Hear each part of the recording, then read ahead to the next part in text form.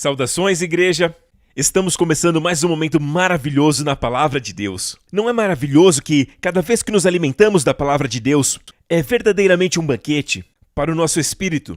Achadas as tuas palavras, e estas palavras foram para mim como gozo e alegria para o meu coração. E não é só isso, a Bíblia diz em Provérbios 4:22 que, quando a Palavra de Deus é encontrada, elas são vida para nós e saúde, cura, no hebraico marpé, remédio, cura para toda a nossa carne.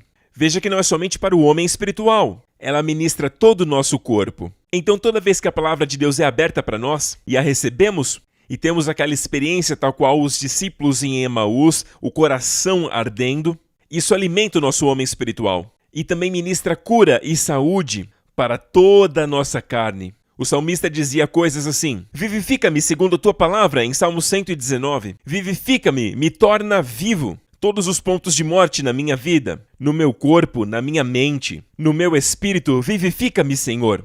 Vivifica-me segundo a tua palavra, segundo o teu espírito. Aleluia! Glória a Deus! E isso vai acontecer na sua vida.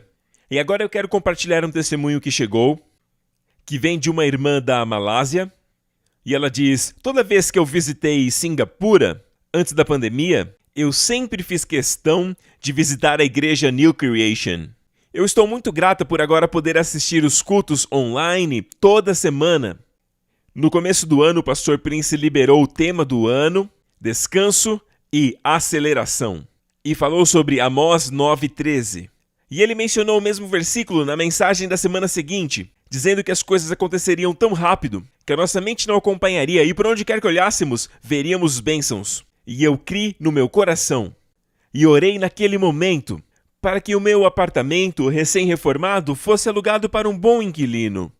Imediatamente após o culto, eu recebi uma mensagem do meu pai, dizendo que um casal estava procurando urgentemente por uma acomodação.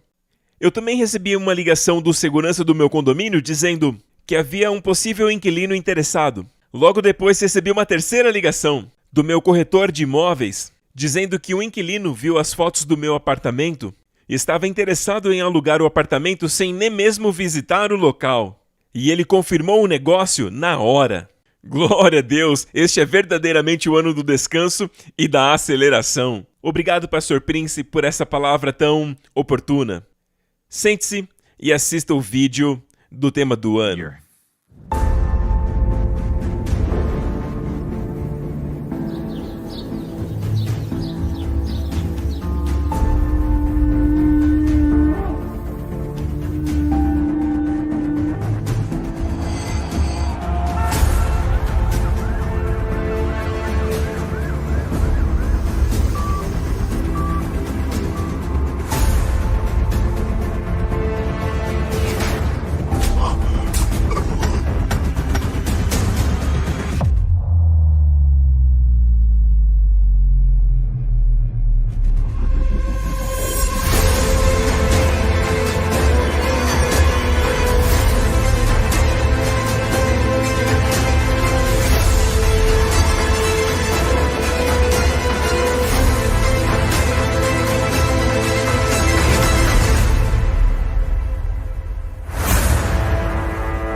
O ano do descanso e da aceleração. Seja lá o que este ano reserva para nós, nós confiaremos no nosso Deus e Ele guiará todos os nossos passos. Mas Deus quer que nós vivamos um dia de cada vez. Sabe, a cada momento que passa, vivendo no agora.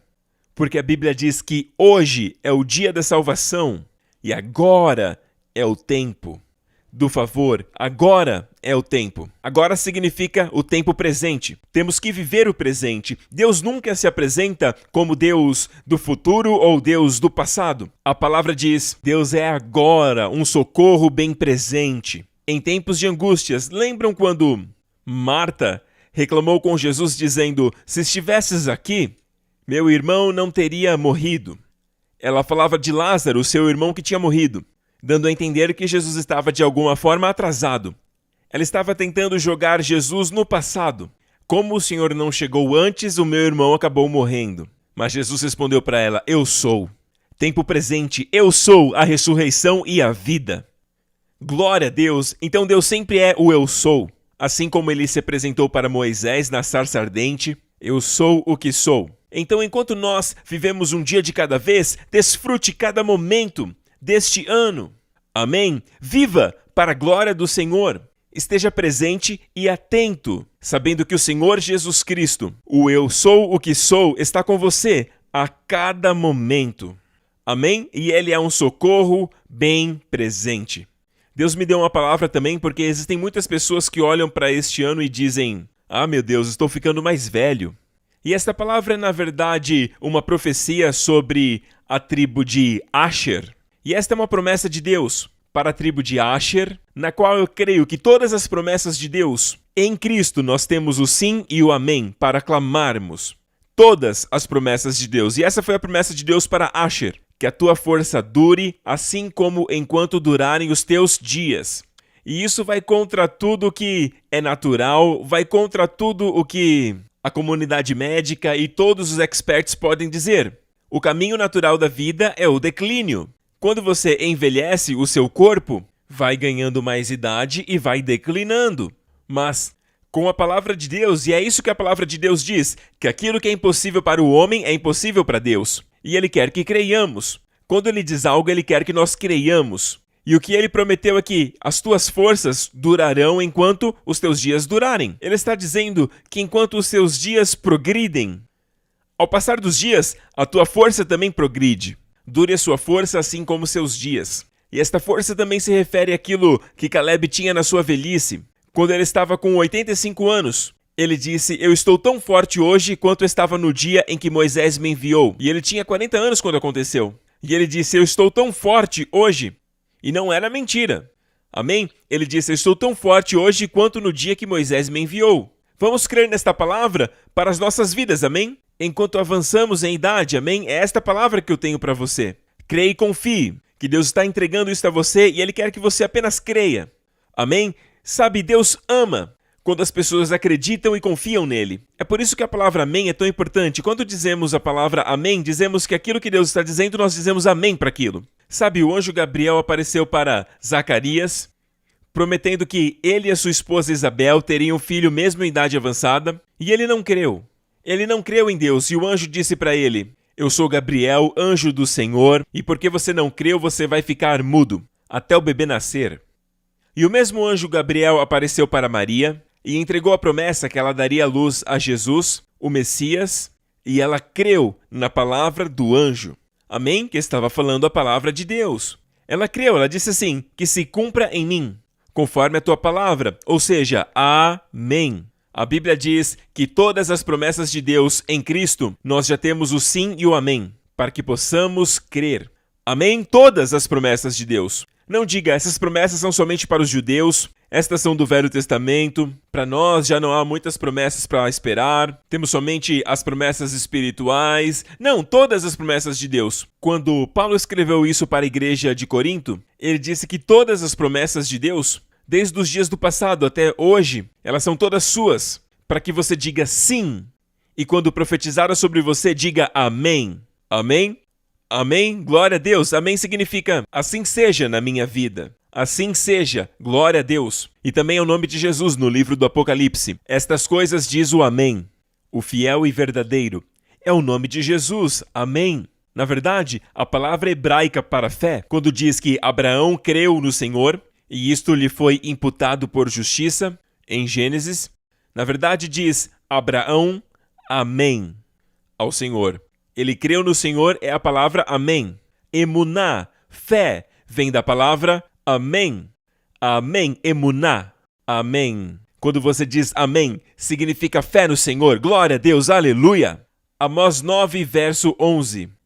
Diz assim: "Naquele dia levantarei o tabernáculo caído de Davi, repararei as suas brechas, e levantando-o das suas ruínas." Então essa palavra brechas é a palavra perez, em hebraico. Lembra-se quando Davi tentou trazer a arca para o Monte Sião? O lugar onde o Senhor encontra o seu descanso. O Senhor disse: "Esse é o meu lugar de descanso, pois tenho desejado o Monte Sião." E em outro lugar, ele diz que escolheu Judá e o Monte Sião. E ele diz que é o Monte Sião que ele ama o Monte Sião. Ele nunca disse amar o Sinai, ele ama o Monte Sião. Então no coração de Davi tinha o desejo de trazer a Arca da Aliança de um lugar onde era negligenciada e desonrada para um lugar onde haveria amor, um lugar de graça, para a centralidade do coração de Israel, o Monte Sião. E Davi tinha esse desejo desde quando ele era um jovem rapaz. Ele disse assim no Salmo 132, nós ouvimos dizer que a Arca da Aliança estava em Efratá. Naquele tempo o rei era Saul. E o rei Saul não tinha nenhum desejo pela arca. Ele não tinha nenhum desejo pela presença de Jesus. E já falamos que a pessoa de Jesus Cristo é ilustrada da maneira mais clara de todos os objetos do tabernáculo na Arca da Aliança. Eu quero te mostrar algo. A arca retrata o Senhor Jesus de uma forma tão clara que se você pegasse a Arca da Aliança e movimentasse assim, você veria desse jeito.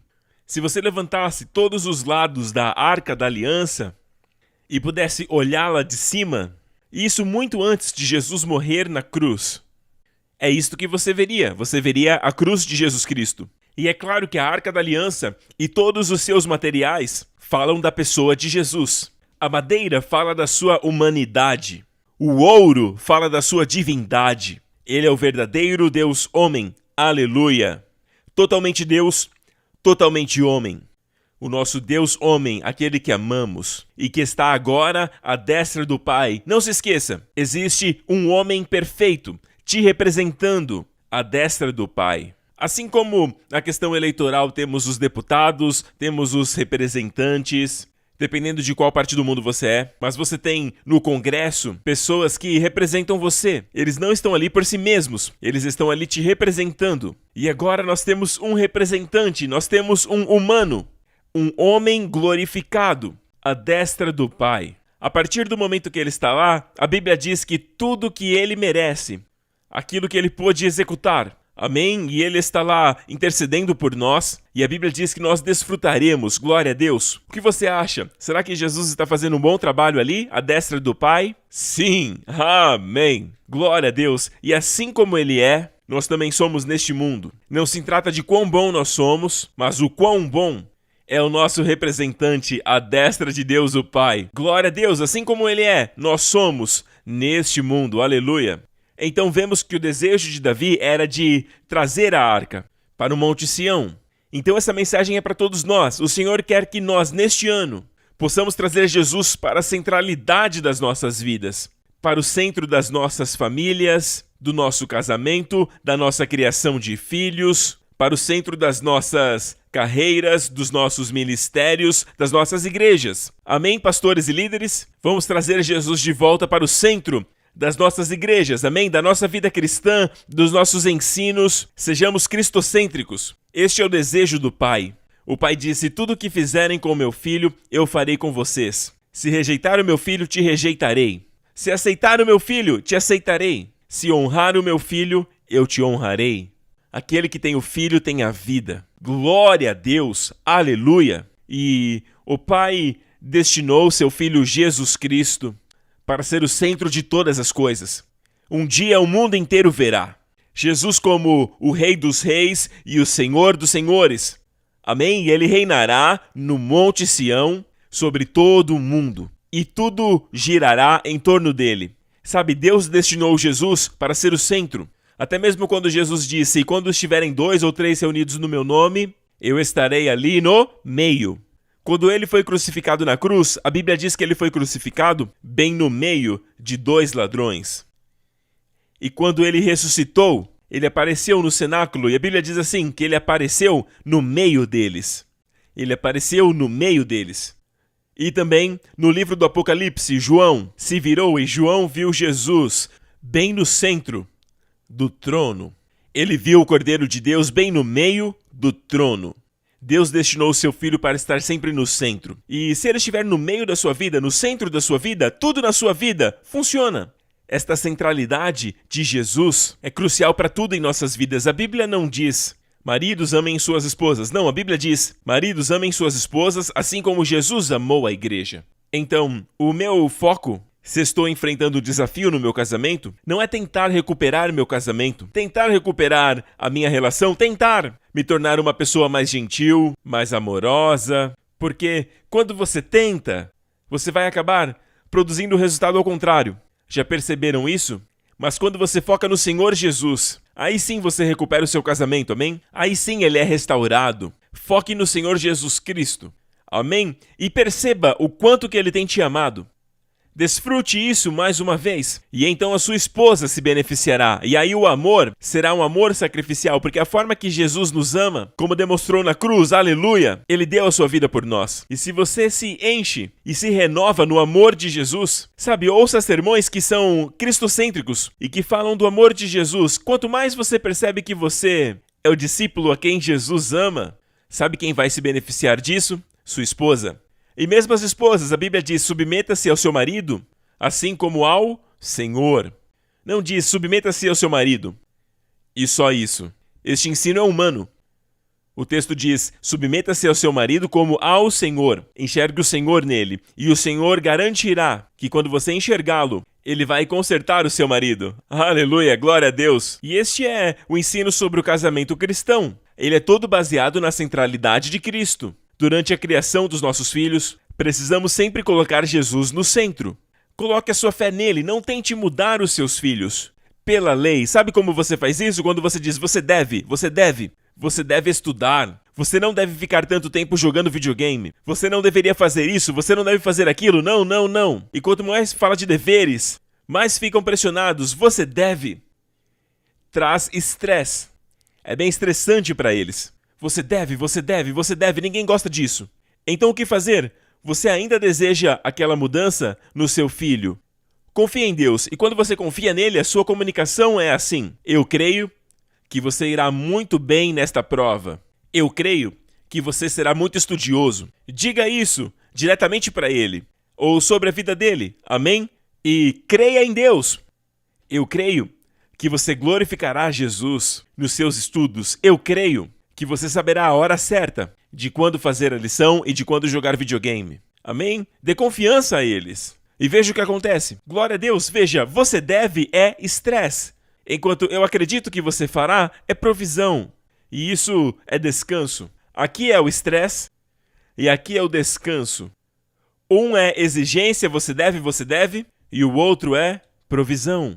Eu creio, amigos, que este ano Deus quer restaurar a primeira brecha, e esta primeira área é a vida familiar, as bênçãos familiares. Como eu sei disso? Porque vocês se lembram quando Davi queria trazer a arca de volta? Assim que se tornou rei, uma de suas prioridades era trazer a arca de volta. A primeira coisa, ele consultou os seus homens, os seus capitães e tudo mais, e todos eles foram buscar a arca. Davi tinha o motivo correto, mas ele não estava em obediência. Ele fez as coisas da forma do mundo. Deus quer que façamos coisas, mas da forma dele. O mundo diz, seja romântico, ama sua esposa e tudo isso. Porém, o caminho do Senhor é, ame a sua esposa assim como Cristo amou a igreja. Então, o foco é Cristo. Amém? Então, aqui temos o exemplo de Davi, desejando fazer algo bom. Na verdade, a melhor coisa que ele poderia fazer era trazer a arca para o Monte Sião, o que ele desejou por muitos anos. E agora que ele é o rei, ele tem o poder, os recursos e a mão de obra para trazer a arca. E mesmo assim não obedeceu a Deus. Ele fez da forma do mundo. Ele pensou como o mundo. E também agiu como o mundo. O que aconteceu foi que os filisteus, que representam o mundo naquele tempo, eles devolveram a arca porque a arca era um problema constante para eles. Trataram a arca com desdém, colocaram a arca na casa de Dagon, e aquele deus Dagon caiu diante da arca, até o momento que a sua cabeça foi decapitada e as suas mãos de ferro foram destruídas. E até que eles perceberam, não, este é o Deus de Israel, não vamos mexer com ele. E aí eles a moveram para outra cidade filisteia, e aí até uma outra cidade, e todas aquelas cidades filisteias foram afetadas com hemorroidas, e aí enviaram para uma outra cidade, e a cidade dizia, não traga a arca para cá. A arca estava se defendendo, você não precisa defender a arca. Veja este exemplo aqui, que quando Jesus foi capturado, no jardim do Getsêmani, quando os soldados vieram para prendê-lo e disseram, buscamos por Jesus de Nazaré, e ele disse, sou eu. O que aconteceu? O que aconteceu com os soldados? Eles caíram diante de Jesus. O capturado se tornou o capturador. Aleluia! Ninguém pode tomar a vida de Jesus. Ele não foi assassinado. Ele entregou a sua vida. Ninguém tem o poder de tomar a vida dele. Ele entregou a sua vida voluntariamente, ali na cruz, porque ele ama o Pai e ele ama eu e você, e entregou a sua vida naquela cruz para o perdão dos nossos pecados, para que pudéssemos ter e experimentar dessa vida eterna Zoe, com abundância para todo sempre. Aleluia! Glória a Deus, obrigado, Jesus. E Davi agiu como os filisteus. E os filisteus, quando quiseram se livrar da arca, eles a colocaram num carro de bois, guiada por 2 vacas, por todo o caminho até Bet-Semes. E vocês conhecem a história, o pecado de Bet-Semes, que muitos crentes cometem também hoje, que é tirar o propiciatório para olhar para os 10 mandamentos, para a lei. E nenhum homem pode olhar para a lei em sua pureza e permanecer com vida. Ninguém. É por isso que Deus disse, tome a lei e coloque debaixo do propiciatório. E coloque o sangue no propiciatório. Amém? Deus não quer ver o homem quebrando os mandamentos e cada vez mais distante. E é por isso que quando você volta para a lei, você cai da graça. Propiciatório, graça, é mais elevada que a lei. E Jesus veio, a lei foi dada por Moisés, mas a graça e a verdade vieram por Jesus Cristo. E a Bíblia diz que Cristo de nada lhes servirá, porque procuram ser justificados pela lei, e por isso caíram da graça. Não diz porque vocês pecaram. Todos somos contra o pecado. Mas aí nesse versículo diz, porque procuram ser justificados pela lei. Procuram ser justificados pela lei. Vocês caíram da graça, o que significa que ela é maior. Não caia da graça, meu amigo. Aqueles que se gabaram da lei, como os fariseus, eles se orgulhavam da lei. Eles se orgulhavam na sua justiça própria. Eles estavam ao lado de Jesus e creio que muitos estavam doentes, mas nenhum recebeu nada de Jesus. Certa vez, estavam todos reunidos ao redor de Jesus, em Cafarnaum, e desceram um homem pelo telhado. E a Bíblia diz que o poder do Senhor estava presente para curá-los. Não apenas um, mas curá-los. Até os fariseus tiveram acesso ao poder de Jesus, mas nenhum deles foi curado, exceto o paralítico. Por quê? Por causa da justiça própria. Tentar se justificar pela lei faz com que você caia da graça, e cura é graça. Então, amigo, lembre-se disso. O problema que aconteceu depois por Davi fazer do jeito errado, e houve Uza, morte. Uza morreu. Observe o nome Uzá. Os nomes da Bíblia têm significados, e às vezes eles revelam uma passagem inteira para você. Apenas um nome. Por exemplo, a Bíblia diz, no vale de Acor, abrirei uma porta de esperança. Não faz muito sentido até entender o que é Acor, em hebraico. Qual é o significado? Significa angústia, ou seja, no seu vale de angústia. Se estiver num vale de angústia, Deus te diz, eu abrirei uma porta de esperança. O que é esperança? É um bom futuro. É uma expectativa positiva de algo bom no seu futuro. Você sairá do vale e este vale de Acor será o vale da bênção, o vale de Baracá. Aleluia! Glória a Deus. Então aqui o nome Uzá.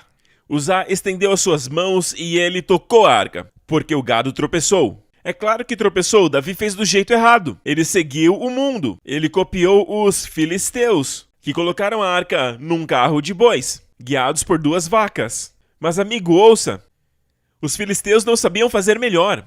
Eles disseram, vamos colocar essa carroça sobre essas 2 vacas leiteiras que têm 2 filhotes, ali no celeiro, e aí a tendência natural destas 2 vacas, porque são vacas leiteiras, e elas têm os seus filhotes, a tendência delas será de alimentar seus filhotes. Então os filisteus disseram, se estas vacas leiteiras seguirem diretamente para a terra de Israel, Bet-Semes, então saberemos que as aflições que nos sobrevieram, vieram de Deus, e que não podemos mexer com essa arca. Ela pertence a Israel. Porém, se estas vacas se voltarem para os seus filhotes, que seria a tendência natural, amém, desses animais, então saberemos que o que aconteceu conosco foi o acaso, e nada tem a ver com Deus de Israel. É claro que aquelas 2 vacas caminharam direto para Bet-Semes, a terra de Israel, e os filisteus souberam que era do Senhor. Deus permitiu que eles fizessem isso e nenhum deles morreu.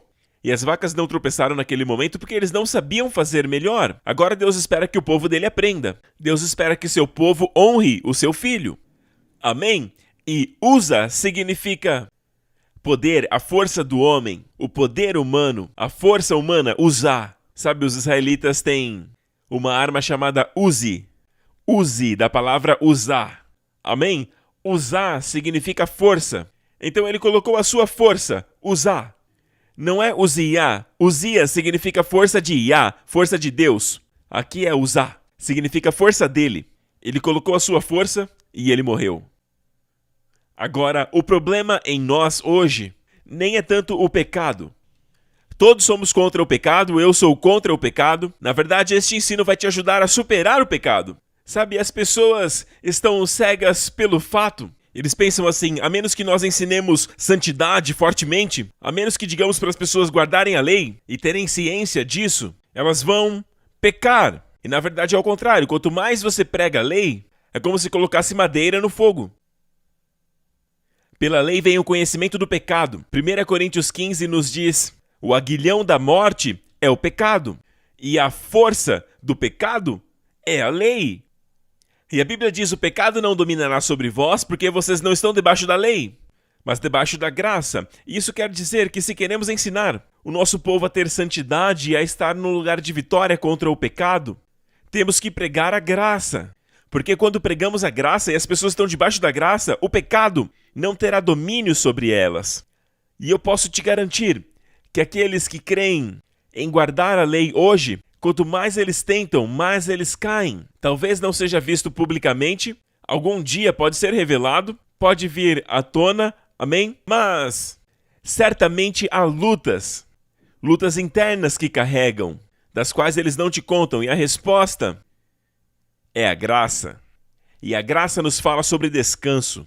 A graça não tem a ver com esforço humano. Na verdade, a graça é definida como favor imerecido. Favor onde não há méritos. Favor não conquistado. Glória a Deus, estamos todos qualificados, porque não é alcançado, não é merecido. Todos podemos receber. A única coisa a ser feita é receber.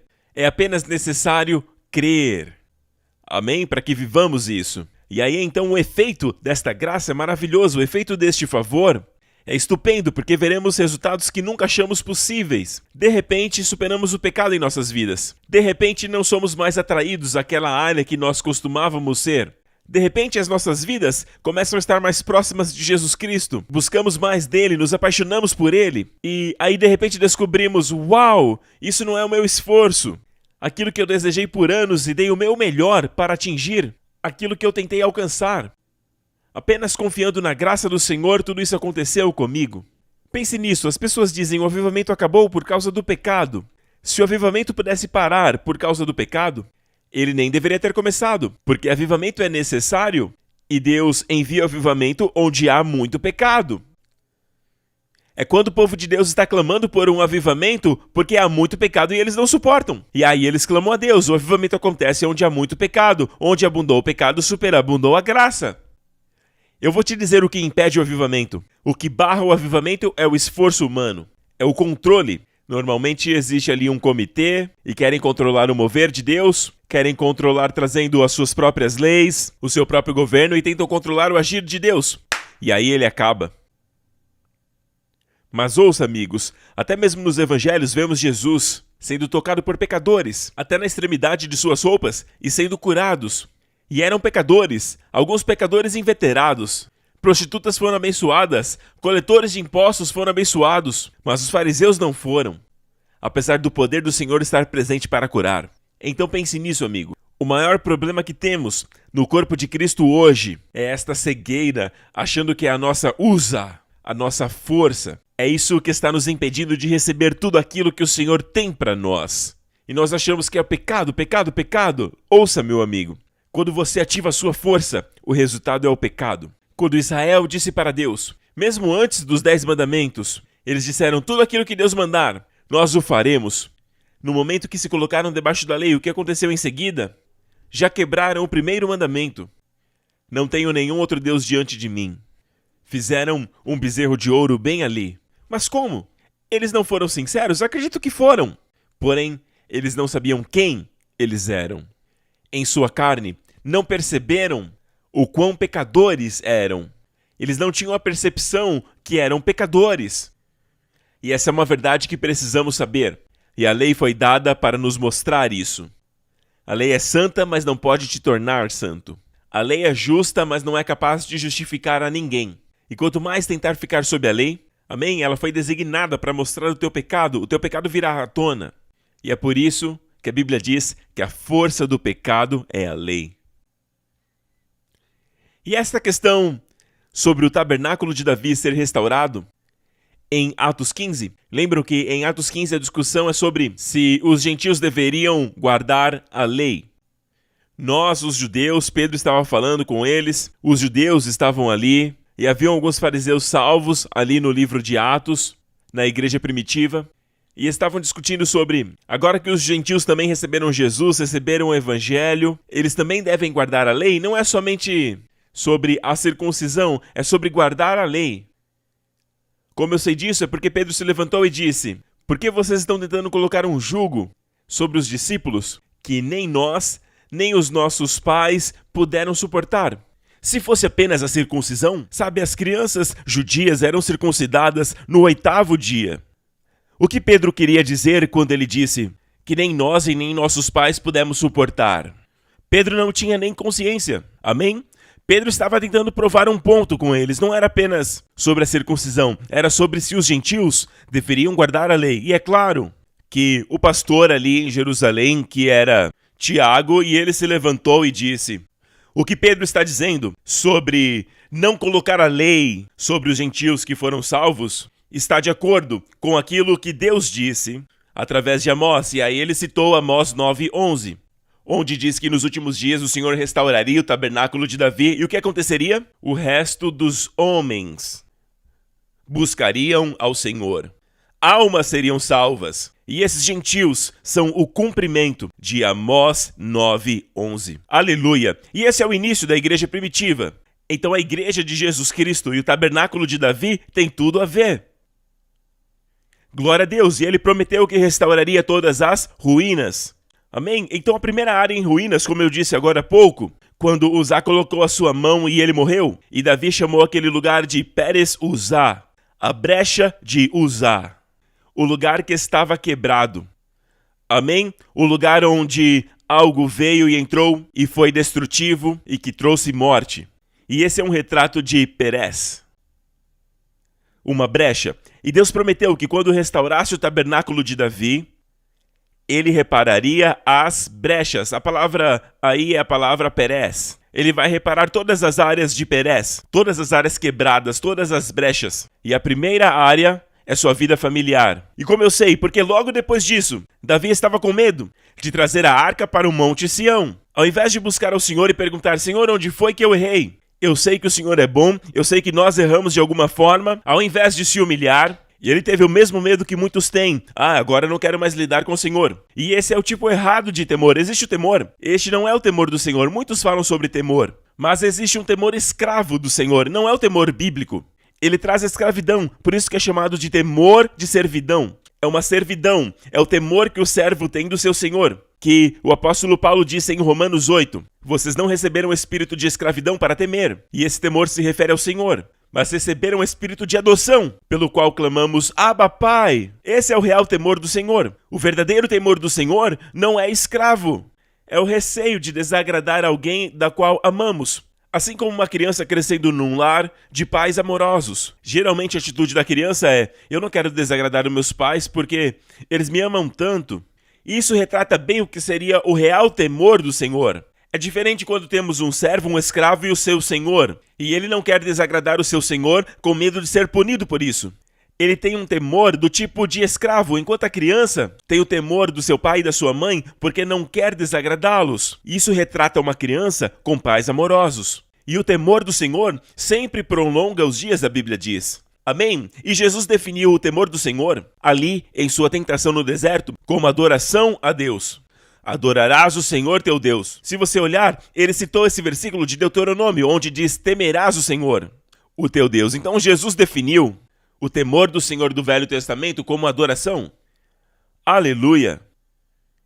Então, amigo, Davi, ao invés de responder com uma atitude humilde, buscando ao Senhor, ele disse, não, eu não vou trazer a arca para mim. E adivinha só, ele moveu a arca para a casa de um homem chamado Obed-edom.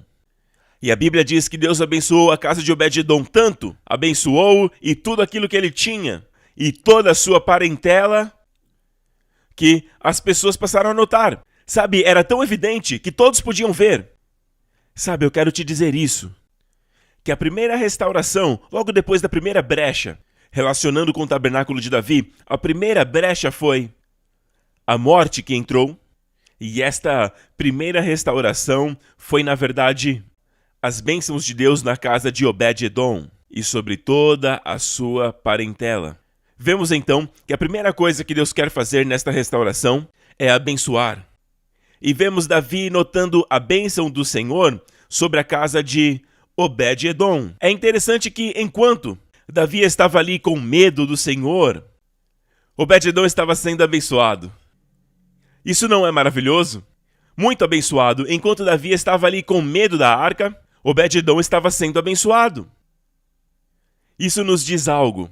Isso nos mostra que Deus deseja ser bom. Deus quer que nós recebamos as suas bênçãos, crendo na sua misericórdia, crendo na sua bondade, crendo no seu amor por nós. Sim, Ele é um Deus santo. Mas ouça, a santidade de Deus não tem a ver com a nossa tentativa de sermos aqueles que vão prover para nós mesmos alguém capacitado. Na verdade, a nossa força é exatamente o que impede a sua bondade. Porque se você se considerar forte, será difícil crer na bondade e na misericórdia dele, porque você sempre acaba assumindo o lugar de Deus, de se salvar, de se proteger, de se libertar, de prover para você.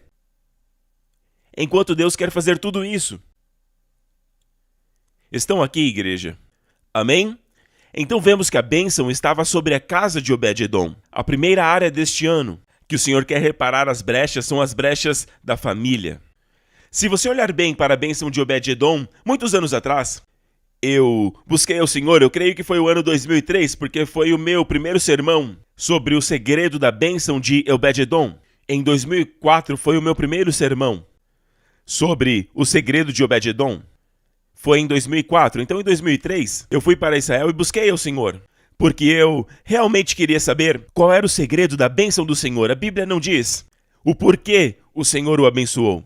Enquanto vemos que no caso de Uzá houve morte, mas na casa de Obed-edom foi bênção após bênção. Na verdade, Joséfo nos conta. Joséfo foi um historiador que viveu na época de Jesus. E ele foi uma testemunha ocular da destruição do templo pelos romanos. E ele escreveu a história dos judeus. E quando ele chegou na parte de Obed-edom, ele explicou a bênção de Obed-edom assim. Ele disse que quando Obed-edom trouxe a arca para sua casa, ele era pobre inicialmente. Mas o Senhor começou a prosperá-lo e alargá-lo, alargar os seus territórios e a abençoá-lo com toda sorte de bênçãos. E muitos estudiosos judeus nos dizem que as bênçãos sobre Obed-edom foram nas áreas da prosperidade e familiar. Mas ele foi abençoado em tudo. A Bíblia diz que ele foi abençoado em tudo que tinha e em toda a sua família. Se você olhar em 2 Samuel 6, diz que a arca permaneceu na casa de Obed-edom, o geteu, por 3 meses. E o Senhor abençoou a Obed-edom e toda a sua casa. Veja que toda a família dele foi abençoada. Existem 2 relatos de quando a arca foi trazida de volta, em 2 Samuel 6 e também em 1 Crônicas 13. A arca do Senhor permaneceu com a família de Obed-edom em sua casa por 3 meses. E o Senhor abençoou a casa de Obed-edom e tudo que ele tinha. Então, no relato de Samuel, o Senhor abençoou Obed-edom e toda a sua casa. Porém, em Crônicas diz que Deus abençoou tudo o que ele tinha. Então é uma bênção completa. Na verdade, Joséfo diz que Obed-edom foi tão abençoado que foi invejado por todos os vizinhos. Então foi algo visual, algo que as pessoas ao redor podiam ver. Tanto foi assim que alguém trouxe as notícias para Davi e disse assim para o rei Davi. E disseram ao rei Davi: o Senhor tem abençoado a família de Obed-edom e tudo o que ele possui, por causa da arca de Deus. Repare qual é a fonte da bênção. Por causa da arca de Deus.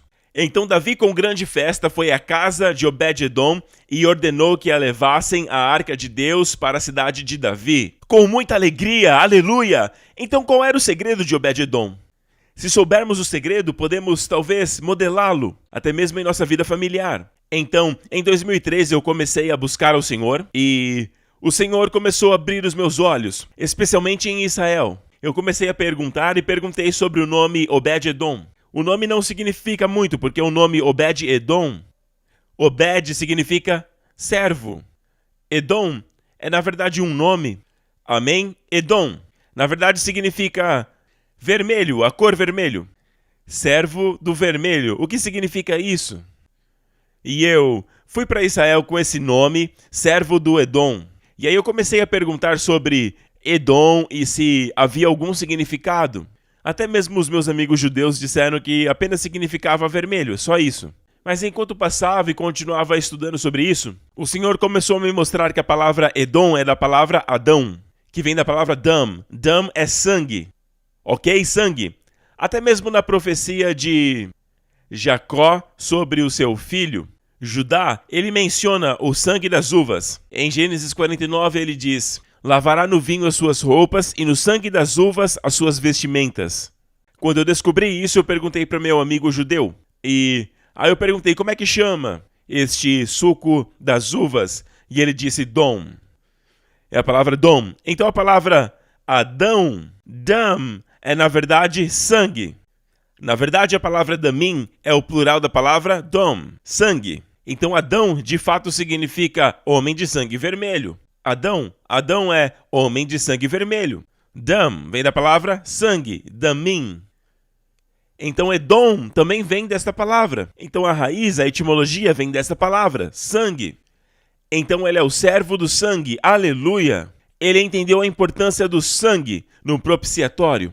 Eu creio que ele ofereceu holocaustos e ofertas pacíficas, e Deus começou a prosperá-lo, para que ele tivesse mais e mais ofertas de holocaustos para oferecer e para espargir naquele propiciatório. E como eu sei disso? Somente baseado no nome, Obed-Edom? Não, meu amigo. Também está baseado no que Davi fez, quando ele foi recuperar a arca da casa de Obed-Edom. No momento que ele ouviu sobre a bênção de Deus, sobre a bondade de Deus, sobre Obed-Edom e tudo que ele tinha, sobre toda a sua casa, Davi disse: ei, eu não quero que a bênção de Deus fique apenas confinada para uma família. Eu quero que a arca venha para Sião, onde a bênção estará sobre toda Israel. Agora eu me dei conta do meu erro. Eu estou vendo Deus da forma errada. Preciso ser como Obed-Edom. Você acredita que Davi parou um momento para analisar Obed-Edom? Analisar o que ele fez? Porque foi a primeira vez que Davi fez isso. Logo após pegar a arca da casa de Obed-Edom, e eu acredito que tenha sido triste para Obed-Edom, quando Davi chegou com seu exército para pegar a arca da casa dele, e algum dos homens de Davi chamando: Obed-Edom! Obed-Edom! E Obed-Edom disse: eu não tô aqui! Obed-Edom, abre a porta! Obed, eu sei que você está dormindo, mas o rei Davi está te aguardando. Ele abriu a porta e Davi disse apenas isso: arca. A arca, por favor.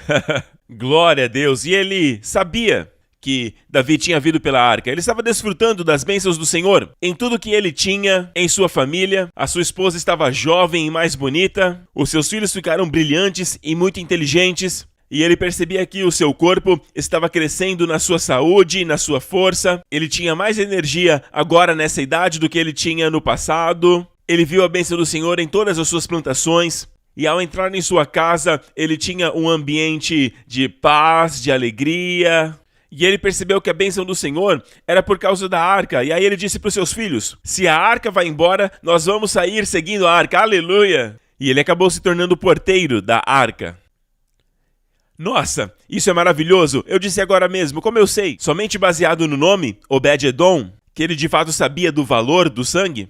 E amigos, sem o sangue de Jesus, nós não podemos ser justificados. Sem o derramamento de sangue não há remissão dos pecados. Sem o derramamento de sangue, a Bíblia diz que nós fomos justificados pelo sangue de Jesus.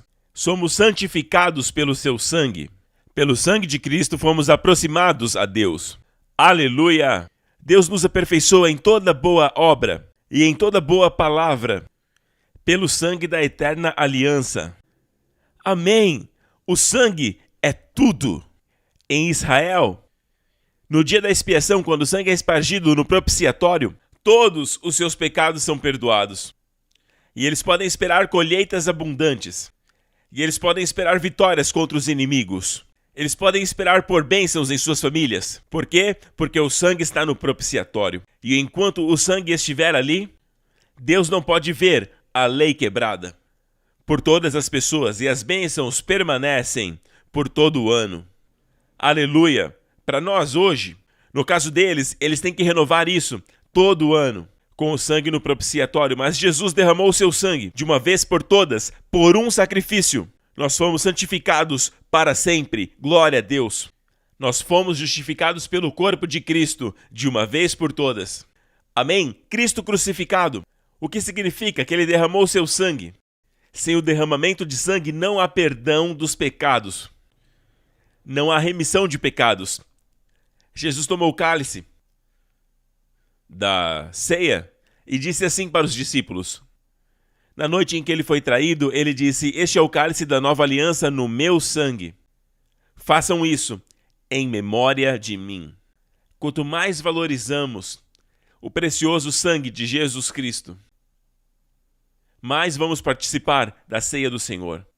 E foi aquele sangue nos umbrais das portas de Israel, ali no Egito, que causou a destruição, que fez o anjo da morte passar reto.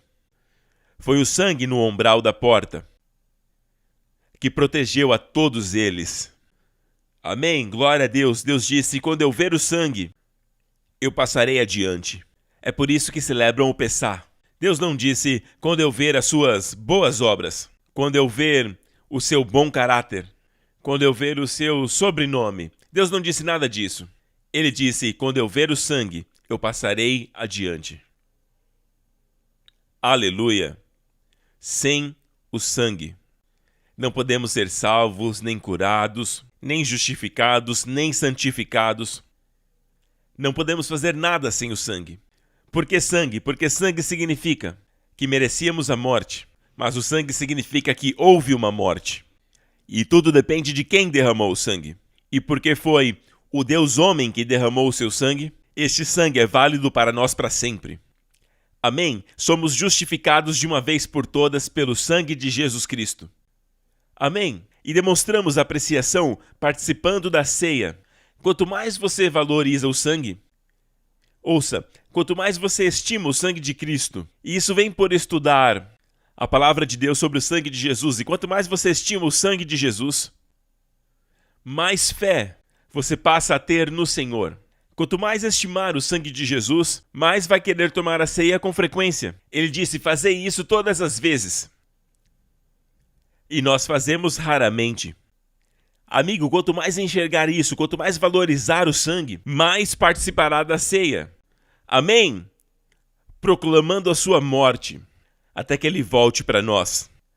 Glória a Deus. Então Obed-edom sempre oferecia sangue como sacrifício. Ele dizia: "Eu sou um pecador, eu mereço a morte, assim como Uzá, mas por conta da morte desse cordeiro inocente, por causa do sangue." Sabe o que aconteceu com Obed-edom? Ele ficou no lugar de justificação. Deus o via no lugar de justiça do seu filho. E então Deus abençoou Obed-edom e a sua família como Jesus mereceria. Porque Deus o tratou como Jesus. É assim que somos abençoados. Deus nos abençoa como se nós fôssemos Jesus. Sabe por quê? Porque estamos em Cristo Jesus. Nós somos a justiça de Deus em Cristo Jesus. E aquilo que nós merecemos, que é ruim, porque todos somos maus, amém? Jesus levou na cruz por nós. Ele assumiu o nosso lugar para nós estarmos no lugar dele. E tudo aquilo que ele merece vem para nós. Aleluia! E este é o segredo da bênção de Obed-edom. Amém? Alguns dizem que o segredo da bênção de Obed-edom é que ele entendeu o segredo da adoração e do louvor. Lembre-se que havia adoração e louvor quando os bois tropeçaram e Uzá morreu.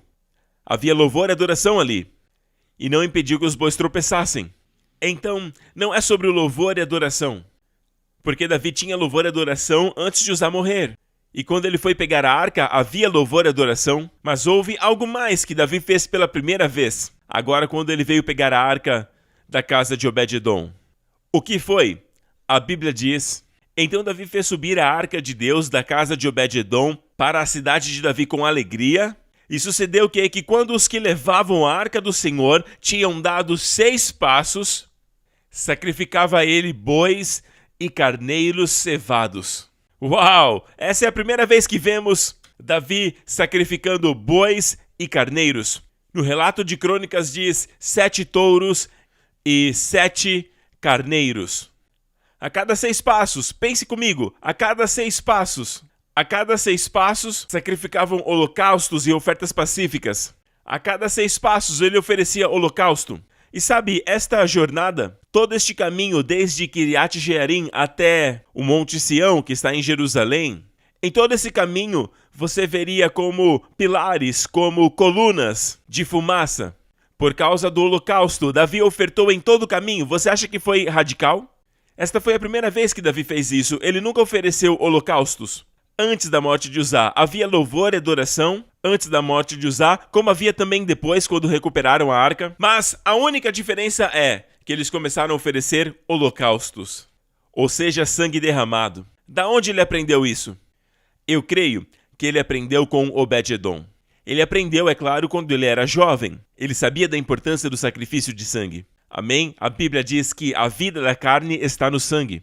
E eu entreguei a vocês para fazerem propiciação pelas suas almas. Davi sabia, com certeza ele sabia. Mas, às vezes, acontece também nas nossas vidas. Deus usa a sua bondade, colocando sobre alguém, abençoando a vida de alguém, para recuperar a nós. Amém? Para fazer com que aqueles de nós que estão desviados, amém, voltarem para Ele. Nós vemos a bênção e a bondade de Deus na vida de outra pessoa. Amém? E aí nós dizemos, eu já senti isso. Onde está aquela maravilhosa paz? Onde está aquele senso da graça em mim? Onde está a bondade de Deus na minha vida? E olhamos para a vida de alguém e ficamos até mesmo com ciúme. E queremos estar ali. Sabe, amigo? Que a tua vida seja tão abençoada que provoque todos aqueles desviados e aqueles que caíram da graça a voltarem ao Senhor Jesus Cristo. Tudo para se voltarem para o Senhor Jesus Cristo. Amém? Glória a Deus, que a sua vida familiar seja um exemplo. Uma outra coisa que você precisa ver é o fato que a Bíblia diz Obed-Edom o geteu. Amém? Obed-Edom o geteu. Agora, os estudiosos judeus se dividem aqui, porque a palavra geteu significa que pertencem a Gate, povo da cidade de Gate. Lembram-se? Golias de Gate. Uma das cidades dos filisteus era Gate. Amém? Era uma cidade filisteia. Quando alguém diz que você é um geteu, significava que aquela pessoa pertencia a Gate. Você é um filisteu. Os estudiosos ficam divididos com isso. Alguns estudiosos dizem, sim, ele é um filisteu de Gate. Outros dizem, não, ele é de Gate-Hermon. Ele é um levita de Gate-Hermon. Agora, Gate-Hermon, meu amigo, não faz muito sentido porque Gate-Hermon fica a muitos quilômetros de distância. Não é possível que depois da morte de Uzá, Davi se dirigisse em todo o caminho até Gate-Hermon e deixasse a arca lá. Gate-Hermon era muito distante, muito mais que Jerusalém, que era o lugar para onde Davi levaria a arca. Então tinha que ser uma casa naquela região. E ali tinha um homem chamado Obed-Edom, que era um geteu. E isso cumpre a profecia do profeta Amós, quando ele diz que a reconstrução do tabernáculo de Davi faria com que os gentios se voltassem para Deus. A palavra gentil é utilizada aí. Os gentios viriam. A palavra nações, na King James, é goim, gentios. Os gentios viriam. E este é um retrato da bênção de Deus sobre um gentil. Este homem retrata, Obed-Edom, retrata alguém que somente sabia do sangue. Ou seja, ele retrata o fiel que crê e está consciente do sangue do Senhor Jesus Cristo. E de sua obra consumada, que é o seu sangue derramado. Sabe, ele talvez não conhecesse, e eu creio que ele não conhecia todas as leis do Senhor. Tudo que ele sabia era a pessoa maravilhosa de Jesus. Amém? É por isso que ele valorizou a arca, a maravilhosa pessoa de Jesus, e valorizou também o sangue derramado. E isso é algo que nos foi ensinado desde o princípio. Desde o Jardim do Éden, Deus derramou o sangue. Deus foi o primeiro a derramar o sangue para vestir Adão e Eva. Amém? Adão providenciou para si folhas de figo para si mesmo, porque era sua própria provisão e não houve sangue, e por isso a sua vestimenta não estava completa. Até que Deus os vestiu. E a Bíblia diz que Deus os vestiu com túnicas de pele. O que significa? Significa que Deus teve que matar animais que ele criou. Então Deus foi o primeiro a vestir o homem com sangue. Ou seja, porque já houve uma morte, vocês dois não precisam morrer. Aleluia! De fato, toda a inocência e toda a justiça daquele cordeiro vai para vocês dois. E então Deus pôde aceitá-los. Então, desde o Jardim do Éden, todos sabiam disso, até mesmo os gentios sabiam disso. Não era algo tão universal quanto isso deveria ser, mas eles sabiam do Jardim do Éden, da importância de derramar o sangue para cobrir um pecador, um sangue inocente para expiar a morte de um pecador. Então, amigo, tem algo aqui que nós precisamos aprender e valorizar antes de viver essas bênçãos em nossas famílias, que é a apreciação do sangue de Jesus Cristo que Obed-Edom tinha. Duas coisas. Ele não tinha consciência da lei. Por quê? Porque era geteu. Ele era um filisteu. Na verdade, durante o tempo de Moisés, Davi tinha, na verdade, 600 filisteus no seu exército. 600 deles. E se Deus está restaurando o tabernáculo de Davi, ele vai restaurar os gentios, porque naquele tempo, em Israel, debaixo da lei, a mensagem de salvação era somente para os judeus, somente para a nação de Israel. Mas então, Davi como eu posso explicar isso? Eu sempre digo assim, Davi era um homem da velha aliança, com a mentalidade da nova aliança. E Deus o permitiu ter essa mentalidade da nova aliança, e ele vivia dessa forma. E um daqueles 600 filisteus que estavam ali no seu exército, eles se tornaram guerreiros, e um deles se chamava Itai. E Itai estava responsável por 1/3 do exército de Davi. Ele havia dividido o exército em 3 partes, e Joabe ficou responsável por uma parte, por 1/3, e o irmão de Joabe, Abisai, ficou responsável por outra parte, e a terceira parte era de um filisteu, um giteu por nome Itai, que era fiel a Davi, a Bíblia diz. Amém? Então, Obed-Edom, o geteu, ele não tinha consciência da lei, ele tinha consciência de Jesus. Porque não tinha consciência da lei, não tinha consciência do pecado. Ele tinha consciência de Jesus, aleluia! E ele sabia que qualquer pecado que tivesse, o sangue resolveria, aleluia! Amém! E as bênçãos de Deus caíam sobre ele mais e mais. Se você olhar para Obed-Edom, ele diz, ok, crianças, estamos indo para o Monte Sião. Ele percebeu que para onde quer que a arca fosse, a bênção a acompanharia em todo o lugar. Amém? Então façam as malas, nós vamos seguir a arca. Eles seguiram a arca. Como eu sei disso, a Bíblia diz que Deus fez de Obed-Edom um porteiro no tabernáculo de Davi. Aleluia! Amém? E foi isso que ele disse. Vamos ler sobre os seus filhos. Foram estes os filhos de Obed-Edom: Semaías, o primeiro, Jeozabade, o segundo, Joá, o terceiro, Sacar, o quarto, Natanael, o quinto, Amiel, o sexto, Issacar, o sétimo, Peuletai, o oitavo, pois Deus o havia abençoado. Lembra-se que Deus o abençoou? Com muitos filhos. Não é somente a quantidade de filhos, mas é também a qualidade deles. Observe os filhos dele. Seu filho Semaías também teve filhos, que foram líderes na família do seu pai, pois eram homens capazes. Estes são os netos de Obed-Edom, eram homens de grande habilidade. Foram estes os filhos de Semaías: Otni, Rafael, Obed, Eusabade. Os parentes dele, Eliú e Semaquias, também foram homens muito capazes. Todos estes eram filhos de Obed-Edom. Eram todos homens muito capazes. Amém? E a palavra capaz vem da palavra caiu, que está naquele versículo: quem pode achar uma mulher caiu? Quem encontrará a mulher virtuosa? Essa mulher virtuosa, essa mulher cheia de virtudes, não é somente uma virtude moral, mas é também alguém próspero.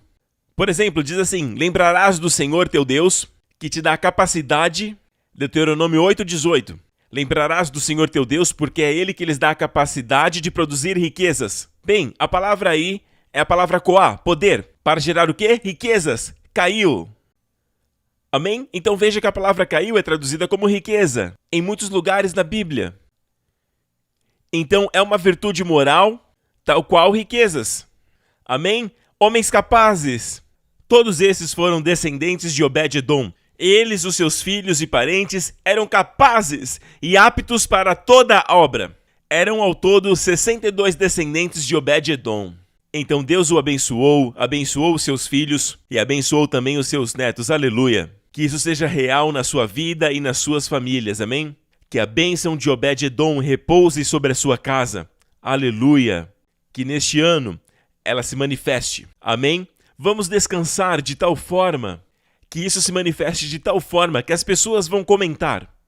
Amém? Assim como Obed-Edom, as bênçãos de Obed-Edom faziam as pessoas comentar. E elas comentavam de tal forma que era uma maneira de Deus espalhar as boas notícias, amém? De forma que os outros se aproximassem ao Deus que você serve. Amém? Ao Deus que abençoou a sua casa, como a casa de Obed-Edom. Amém, amém, amém. Glória a Deus. Obrigado, Jesus. Sabe, eu vejo alguém que acabou de receber notícias ruins do médico, tem a ver com o seu estômago. Eu vejo que é algo que está afetando mais a área intestinal. É algo nesta área. E as notícias não são boas, o médico disse que você tem que investigar para descobrir mais, e você marcou uma outra consulta. Mas agora mesmo, no momento que você está assistindo, você está sentindo um calor alcançando bem o seu estômago e aqui na sua área intestinal. E neste momento Deus está operando a sua cura. Ele está impactando o seu corpo com uma cura agora mesmo. Em nome do Senhor Jesus Cristo, receba agora. Tudo o que você tem que fazer é acreditar, amém? Como Maria, faças em mim conforme a tua vontade. Apenas receba, glória a Deus, obrigado Senhor Jesus. Eu vejo alguém que machucou esta região, não necessariamente o seu ombro direito, algo que está te afetando desde o seu ombro direito até esta região do braço aqui, e você não está conseguindo mexer bem. Faça isso agora, mova o seu braço, mova as suas mãos, amém? Amém? Faça aí um giro 360 e veja que o Senhor te curou, amém? Por favor, escreva para nós e nos informe, amém? Glória a Deus, aleluia. Obrigado, Senhor Jesus. E eu vejo alguém com um tipo de caroço, e você já passou no médico e tudo mais, e ele está sob o seu pescoço, e está crescendo, e está te preocupando. E eu creio que havia uma operação marcada para acontecer no futuro, mas neste momento, você está sentindo algo acontecendo neste caroço. E no nome de Jesus eu amaldiçoo esse caroço, em nome do Senhor Jesus Cristo. Amém. Caroço seja agora removido deste corpo, em nome do Senhor Jesus Cristo. E seja agora lançado no mar, em nome do Senhor Jesus Cristo. Amém. Glória a Deus. Aleluia ao nome de Jesus. O nome que torna as coisas impossíveis possíveis. Glória a Deus. Aleluia. Porque foi Ele que entregou a sua vida, porque Ele te ama. Amém. Glória ao nome de Jesus. Eu vejo alguém que você tem um tipo de problema nos seus nervos, no seu olho direito, e ele fica se movendo de um jeito que é involuntário, e você está tendo problemas e o Senhor está te curando agora mesmo. Você está sentindo um bálsamo em toda essa área, receba a cura agora. Lembre-se que tudo que você tem que fazer é concordar, dizer amém. Eu recebo em nome de Jesus. Que esta cura glorifique ao Senhor. Glória a Jesus. Glória ao teu nome, Jesus. Sim, Senhor. Amém. Glória a Deus. Eu vejo também a recuperação de algo que foi perdido, algo que eu creio que você foi enganado, e foi uma grande quantia de dinheiro. Eu vejo você perdendo uma grande quantia, algo na casa dos 5 dígitos. E eu vejo que é uma grande quantia na casa dos 5 dígitos e você perdeu. E você foi enganado e o Senhor está dizendo que tudo está voltando. A quantia será restituída, eu não sei como, mas foi o que o Senhor disse. Mas no que Ele diz respeito, o Senhor está consertando a brecha nesta área. Amém. Glória a Deus. Glorifica o nome dEle. Obrigado, Senhor Jesus. Amém. Obrigado, Senhor Jesus. Tem alguém cujo o filho foi diagnosticado com TDAH e isso está afetando você de forma muito grande. Você não está nem dormindo mais e você fica perguntando para Deus por quê e você está bem desanimado. Bem, meu amigo, agora eu vejo a mão do Senhor se estendendo e tocando seu filho neste momento, em nome de Jesus, operando uma grande cura, e essa cura se manifestará assim, uma porção de 30%, 60% e 100%. Neste ano, você vai ver mais e mais e mais, Deus vai restaurar as brechas neste ano. Glória ao nome de Jesus. Eu vejo uma irmã que está muito preocupada porque o seu cabelo está caindo e você orou agora há pouco. Na verdade, você orou bem recentemente, agora há pouco. E você disse: Senhor, eu apenas quero que meu cabelo volte ao normal. Você apenas quer que o seu cabelo seja abundante. Deus ouviu o seu clamor, Ele ouviu a sua oração e Ele está agora restituindo o seu cabelo. Será restaurado. E eu estou ouvindo essa palavra o tempo todo. Amém? Restauração. Amém? Reparação. Recuperação. Amém? Você ouviu isso do Senhor hoje? Amém? Reparando, reconstruindo, restaurando, recuperando. Amém? Glória a Deus. Ele pode recuperar o seu cabelo, a sua coroa de glória. Receba em nome de Jesus, glória a Deus. Amém, amém, aleluia. E se estiver sofrendo alguma coisa no seu corpo ou na sua mente, coloque a sua mão agora mesmo na área afetada ou coloque a mão na sua mente. E eu vou orar por você agora em nome do Senhor Jesus Cristo. Nem por poder, nem por força, mas pelo Espírito de Deus. Em nome do Senhor Jesus Cristo. Eu os declaro neste momento curados desta aflição, totalmente preenchidos pelo sangue de Cristo. Amém. Em nome do Senhor Jesus Cristo, eu ordeno que esse feitiço maldito de enfermidade que mantém o seu corpo cativeiro saia de você agora e te deixe em paz, em nome do Senhor Jesus Cristo. Vejo muitas pessoas recebendo curas. Por favor, nos escreva e nos informe sobre isso. Amém? Glória a Deus. Se você ainda não recebeu Jesus, faça essa oração comigo agora. Coloque suas forças em Jesus Cristo, creia no Senhor Jesus Cristo, e você será salvo e também toda a sua casa. Ore assim, diga: Pai Celestial, eu te agradeço por Jesus Cristo, o seu Filho amado, e eu o recebo, e eu o aceito na minha vida, como meu Salvador, como meu Senhor e como meu Rei. Obrigado, Deus Pai, por ter ressuscitado Jesus dos mortos. E eu te agradeço, meu Deus, porque Jesus Cristo é o meu Senhor agora e será para sempre. Em nome de Jesus. Ore isso, amém? E uma vez que você orou isso, você está salvo. Saiba disso, você está para sempre salvo. Glorifique o nome de Jesus. Aleluia.